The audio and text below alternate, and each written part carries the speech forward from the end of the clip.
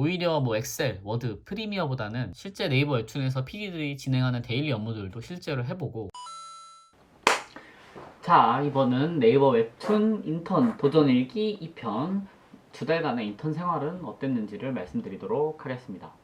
인턴 생활을 좀 복기를 해보자면, 코로나가 심했을 때 출근을 해서 재택이랑 출근을 병행을 초반 2주 동안 했어요. 그래서 1월 3일부터 2주 동안은 주 2회 출근했고 나머지 3일은 재택을 했고요. 그 이후로는 코로나가 좀 심해져서 전면 재택으로 6주 정도 진행을 했습니다.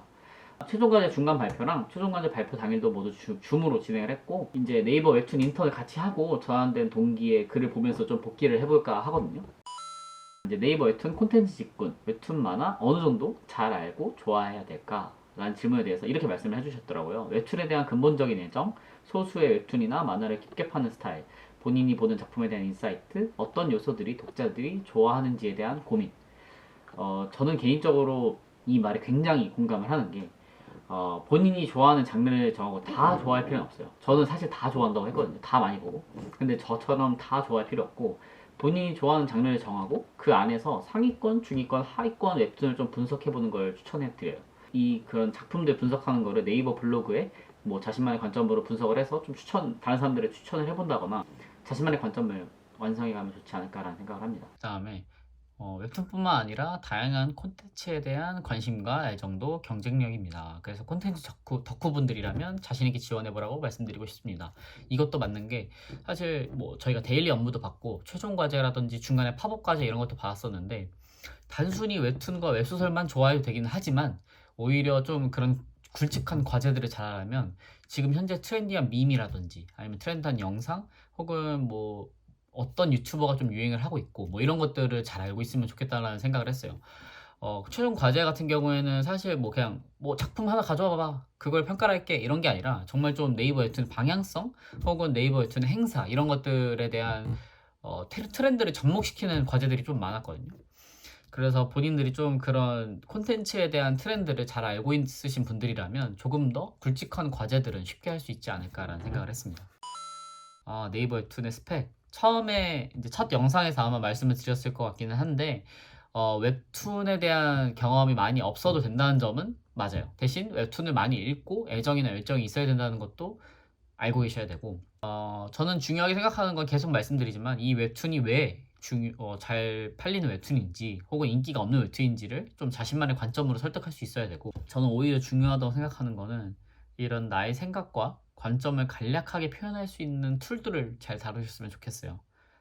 PPT, 포토샵, 일러스트 같은 툴들이 참 대학교 때 많이 활용하기는 힘든 툴들이기는 한데, 많이 활용할 수 있으면서 많이 활용하기 어려운 툴들이기는 한데, 좀 자신의 관점을 짧게 임팩트 있게 시각적으로 전달하기에는 그런 툴들을 이용하는 방법이 전 없다고 생각을 하거든요. 오히려 뭐 엑셀, 워드, 프리미어보다는 약간 이런 이미지성 콘텐츠를 잘 다룰 수 있는 툴들을 좀 알아주시고 잘 다뤘으면 좋겠다는 생각을 했어요. 뭐 카드 뉴스를 만들어 본다든지 아니면 뭐 PPT로 어떤 기획안을 한번 만들어 본다든지 뭐 이런 것들이 도움이 될 수 있다고 저는 생각을 합니다.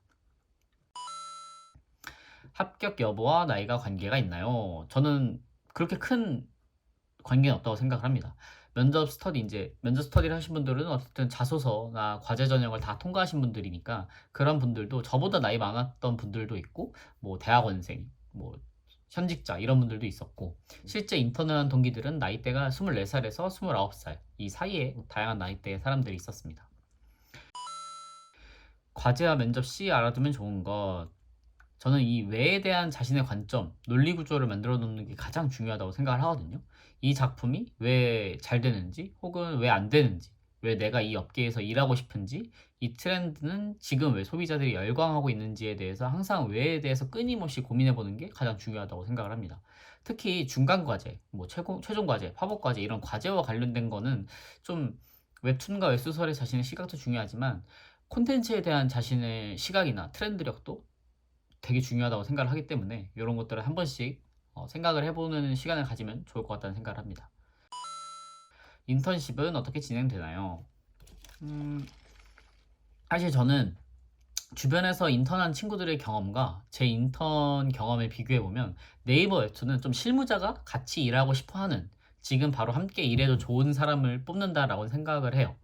단순히 인턴 기간 동안 뭔가에 대한 열정, 인성을 보는 것뿐만 아니라 이 사람이 실제 업무에 배치되었을 때 얼마나 자신의 주관을 가지고 작품을 좀 셀렉을 할 수 있는가, 또 어떻게 행사별로 크리에이티브한 아이디어를 낼 수 있는가, 그 다음에 상대방을 짧은 시간에 설득할 수 있나 등등 되게 다양한 점들을 고려하는 과제들을 받았었고, 그런 과제를 통해서 이런 부분들을 충분히 검토해 본다고 생각을 합니다. 그렇다고 단순히 뭐 되게 긴 기간의 과제만 주는 게 아니라 실제 네이버 웹툰에서 PD들이 진행하는 데일리 업무들도 실제로 해보고, 이런 것들이 네이버 앱이나 페이지 연동되었을 때 좀 되게 뿌듯함도 느끼고, 어쨌든 데일리 업무든 뭐 과제류든 되게 다양한 것들을 많이 시키는 게 네이버 웹툰의 인턴 생활이었고, 그리고 저는 이러한 과제들을 해내는 과정에 있어서 나라는 사람이 어떤 사람인지를 꼭 표현을 각인시켰으면 좋겠습니다.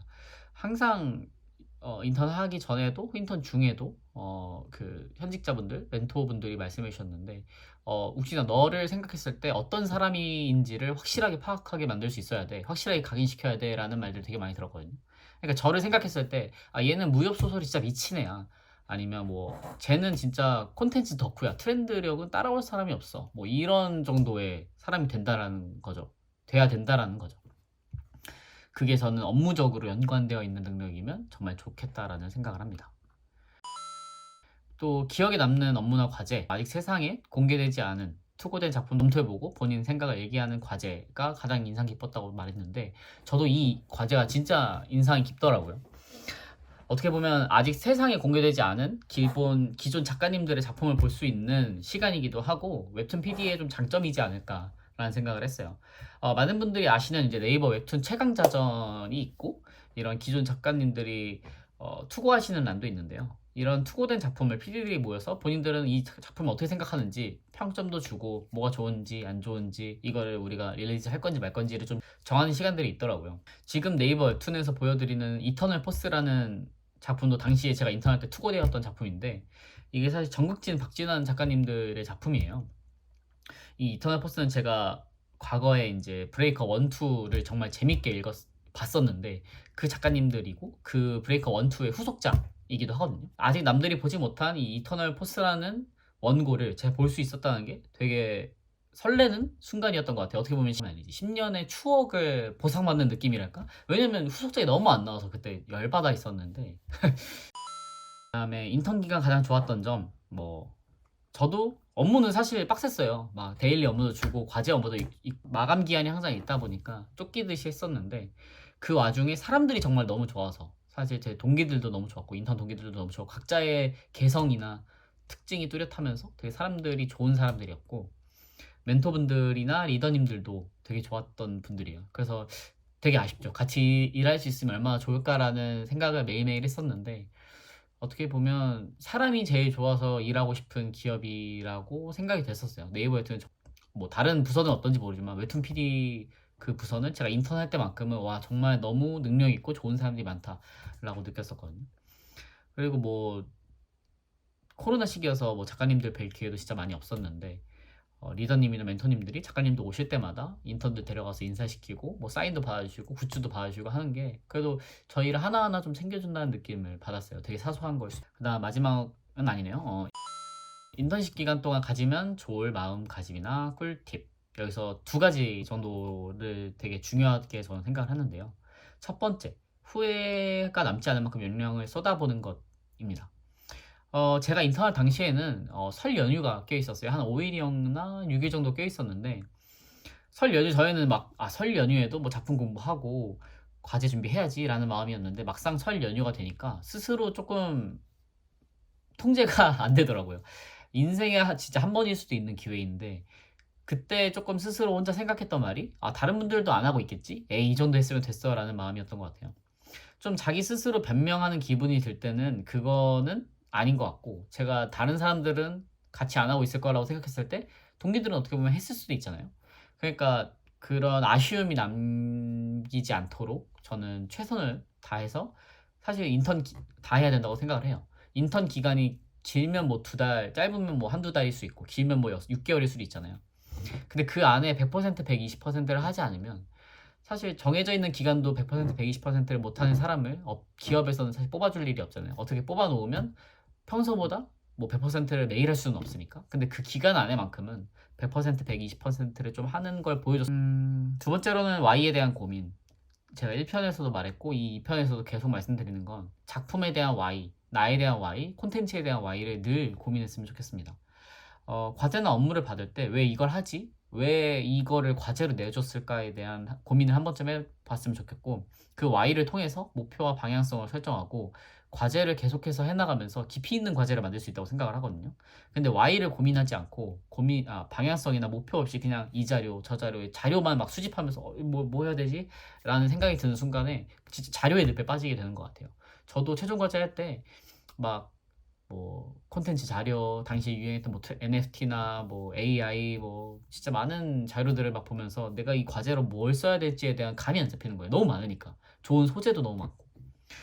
그래서 어떻게 보면 그 모든 것을 하나로 엮을 수 있는 Y를 좀 생각하고 그 관점에서 뽑아낸 방향성대로 이 자료들을 좀 덧붙이는 거 이런 것들이 되게 중요하다고 저는 생각합니다. 어떻게 보면 그렇게 함으로써 좀 시간을 절약하고 깊이 있는 과제가 나오지 않을까라는 생각을 하게 됩니다.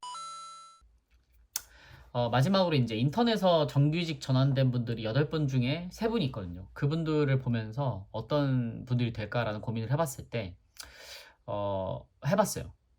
일단 먼저 네이버 및 계열사 전환 인턴의 경우에는 전환율이 30%에서 50% 정도 된다고 저는 알고 있고 이때만 하더라도 네이버 웹툰이 사실 막 방송에서도 나오고 관련된 드라마도 찍는다고 나오고 하니까 좀 전환점? 어떻게 보면 변화의 시기였던 것 같아요. 막 되게 잘 되고 있는 시기.